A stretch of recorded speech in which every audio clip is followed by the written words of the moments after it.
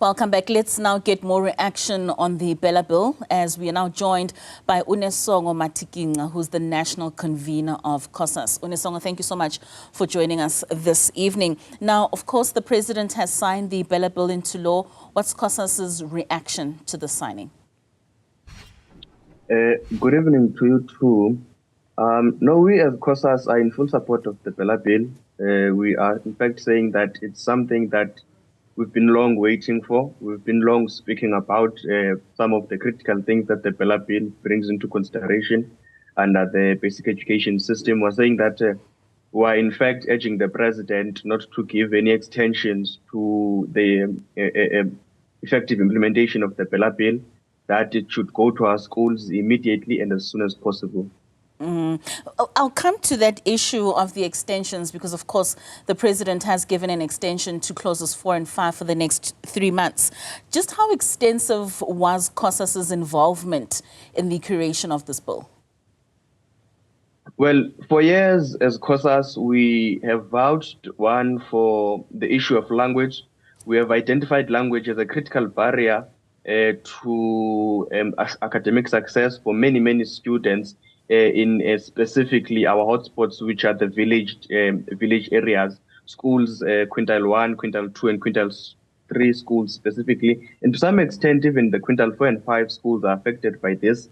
So we've been engaging the Department of Basic Education for years. We've even taken to the streets for issues such as language. We have engaged at provincial level and at district level and also at national level, the Department of Basic Education, to try and find a way in which this particular area, which is enhancing a language that learners will be flexible with into our school system. And also very proud, in fact, to know that there is going to be now an admission system that favors most especially the black child, that has reasonable considerations, in fact, to say that there needs only be a proper documentation that is there to actually approve the admission of a black child into a school, because we know that there are cost barriers that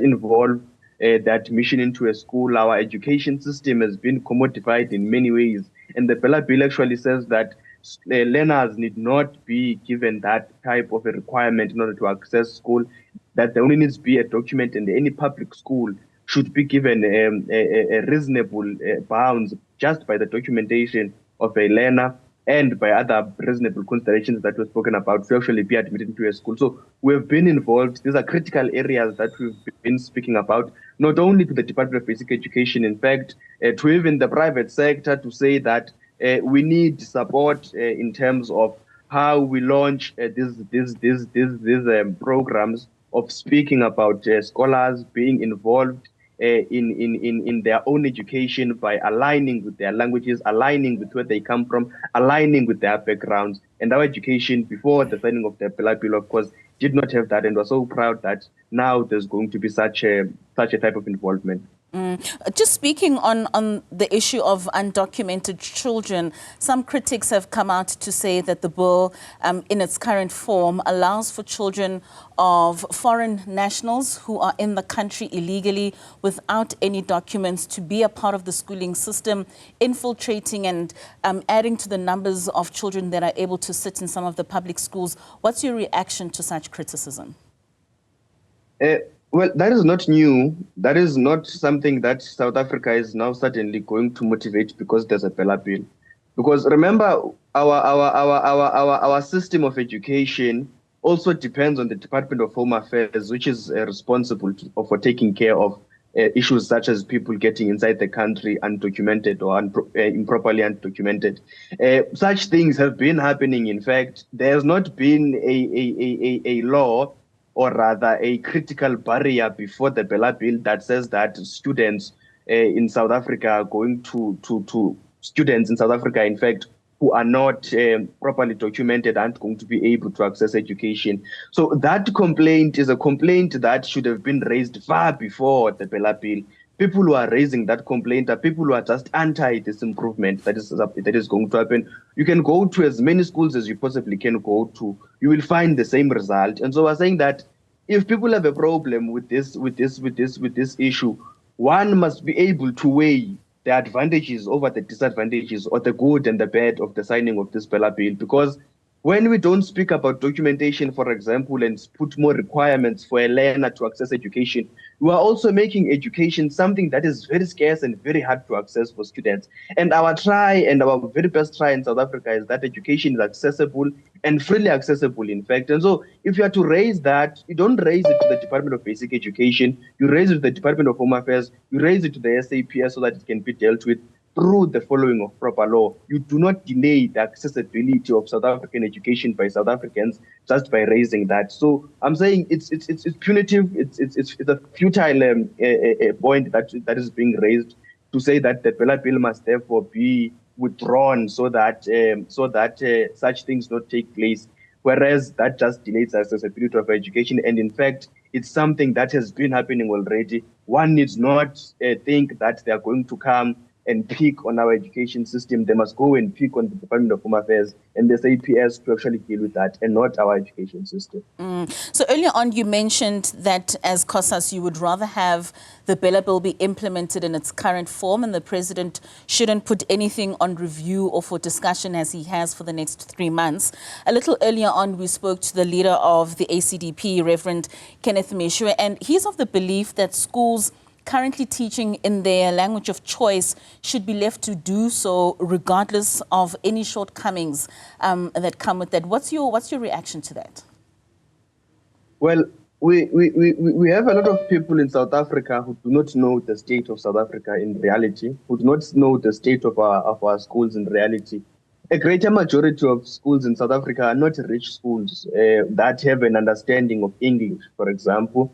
A greater majority of schools in South Africa are public schools, which are quintile 1, 2, and 3 schools, where learners are really, really struggling, not because of the difficulty of the content, but because the language that they are being instructed in is a language that they cannot understand. I mean, I am also a victim of that. I'm a victim of having to, before understanding mathematics and physics and other subjects, I first have to understand English first, which is double now the pressure, double the work. So we have a lot of people in South Africa who do not understand critically what is happening in the mind of a learner. And so before you make those comments, no matter where you live, you must first go to these schools, assess what is going on, they understand, in fact, how these learners learn. Don't just come here and tell us that we need to continue with instructing learners in our own language or comfortable languages of instruction, because those languages of instruction, they are not languages that learners are necessarily comfortable with. Hence, we as Cosas have come, in fact, as a response to that, to say there should be introduced a language that learners cannot be comfortable with, to make easier the process of digesting information into their minds. We're also saying that the DA, in trying to delay this, is just trying to implement one of its strategies, in fact, that it cannot explicitly say in the public. Strategies that seek to completely destroy the black child, strategies that seek to completely stop the process and progress that is made in trying to improve productively and efficiently the skill and upskilling of a black child. We know the DA. The DA is a political party that stands for something there on television and does not want to explicitly define it as something that is only there and seeks to destroy black children in our schools. Because you speak of the language issue that they are complaining about, for example, it's an issue that is critical to learning. I mean, I stand here as a victim of that language barrier in instruction there at school. So we have a DA that is just there, willing and wishing so much that if there be a need, only the white and privileged children of South Africa must benefit from policies of government. Only the privileged children who can actually communicate in languages such as Afrikaans and English must be able to benefit from government in South Africa. And so we're saying that the president must not even give this 3 months a waiting period or extension to engage. Because it's been 11 years now, we've been engaging on the same thing. So the Bela Bill should just be enacted as it is. Unesongo, I have run out of time, but I really want to quickly ask you this. The absence of the Minister of Education at the signing of the bill, what does that say to Cosas, especially in your work going forward in working with the department? We are really grieved about that. We are really grieved about that, ma'am, because for a long period of time in South Africa, we've been having leaders who cannot account on the decisions of their own government. And you cannot say as a minister that when such a productive and important step is being made into your department, you are not going to be present. We're saying that the president must do something disciplinary here, because we have a minister that is misbehaving, that is following a political agenda, that is not professional enough to understand that this is a governance position. This is a government position. It's not something that runs after a certain political perspective or political agenda. We are all just trying to improve the education of children in South Africa. And so her absence really shows a lot to us. Okay, Unesongo, thank you so much for your time and for joining us this evening. That was Unesongo Matikinca, the national convener of Cosas, speaking to us there, giving us reaction on the signing of the Bela Bill into law.